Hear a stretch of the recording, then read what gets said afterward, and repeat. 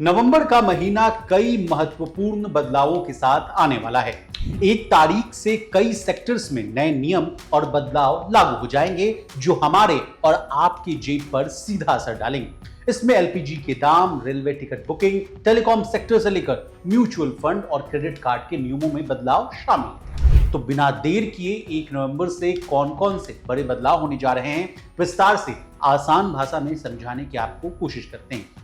नमस्कार, आप देख रहे हैं लोकमत हिंदी और मैं हूं आपके साथ विशाल शर्मा। सबसे पहले बदलाव से कहानी की शुरुआत करते हैं। हर महीने की पहली तारीख को पेट्रोलियम कंपनियां गैस सिलेंडर की कीमतों में बदलाव करती हैं और नए रेट्स जारी करती हैं। इस बार भी 1 नवंबर इसकी कीमतों में संशोधन देखने को मिल सकता है। लोग इस बार 14 किलोग्राम वाले रसोई गैस सिलेंडर की कीमत में घटने की उम्मीद लगाए बैठे हैं, जो लंबे समय से स्थिर बनी हुई है। वहीं कमर्शियल गैस सिलेंडर के दाम की बात करें तो 19 किलोग्राम वाले एलपीजी सिलेंडर की कीमत जुलाई महीने में घटी थी, लेकिन इसके बाद लगातार 3 महीने से इसमें इजाफा हो रहा है। इस दौरान एक सिलेंडर का दाम 94 रुपए तक बढ़ा है। बीते 1 अक्टूबर को कमर्शियल सिलेंडर दिल्ली में 48.5 रुपए महंगा हुआ था।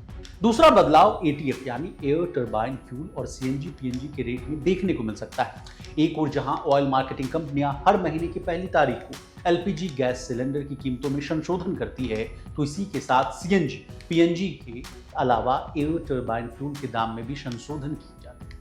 बीते कुछ महीनों में हवाई ईंधन के दाम में कटौती देखने को मिली थी और इस बार भी कीमत कम किए जाने में फेस्टिवल गिफ्ट की उम्मीद जताई जा रही है। इसके अलावा सीएनजी और पीएनजी के भाव में भी बड़ा बदलाव देखने को मिल सकता है। तीसरा बदलाव रेलवे टिकट बुकिंग को लेकर। आईआरसीटीसी ने रेलवे टिकट बुकिंग में बड़ा बदलाव कर दिया। नए नियम 1 नवंबर से प्रभावी हो जाएंगे। अब यात्रीगण जो हैं 60 दिन पहले रिजर्वेशन टिकट करवा सकते हैं। इससे पहले 120 दिन पहले टिकट रिजर्वेशन की प्रक्रिया शुरू होती है। चौथा बदलाव टेलीकॉम सेक्टर से जुड़ा हुआ। 1 नवंबर से टेलीकॉम सेक्टर में होने वाले इस अहम और बड़े बदलाव के तहत जियो, एयरटेल समेत सभी टेलीकॉम कंपनियों को स्पैम मैसेज की ट्रेसेबिलिटी और ब्लॉकिंग लागू करने का निर्देश दिया गया है। इसके अंतर्गत टेलीकॉम कंपनियों को स्पैम या फर्जी नंबरों को तुरंत पहचान कर ब्लॉक करना होगा। इस नियम से यूजर्स को अनचाहे और फर्जी मैसेज से सुरक्षा मिलेगी। इसका असर यह होगा कि कंपनियां संदिग्ध मैसेज को स्पैम के रूप में पहचानने के बाद उसे यूजर तक पहुंचाने से पहले ही रोक सकेगी, जिससे लोगों को बेहतर सुरक्षा मिलेगी।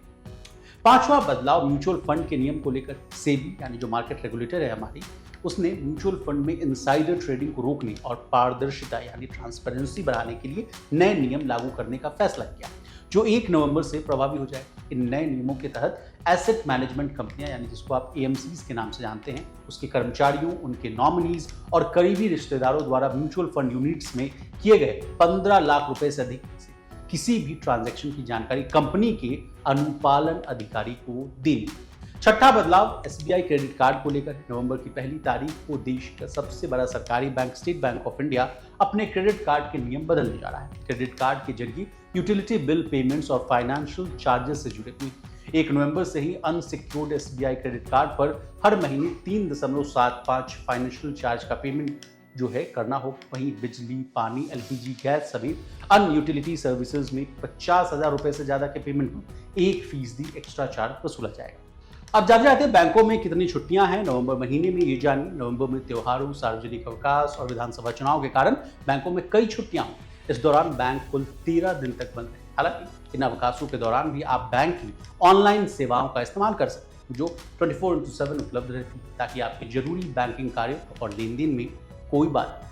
अब हमने आपको 1 नवंबर से जो है हम बदलाव होने वाले हैं उसके बारे में विस्तार से जानकारी दे दी। आपको हमारी ये डिटेल रिपोर्ट कैसे लगी कमेंट करके जरूर बताइएगा। इसी तरह देश और दुनिया बिजनेस जगत से जुड़ी तमाम ताजा तरीन खबरों के लिए बने रहिए हमारे साथ। देखते रहिए लोकमत।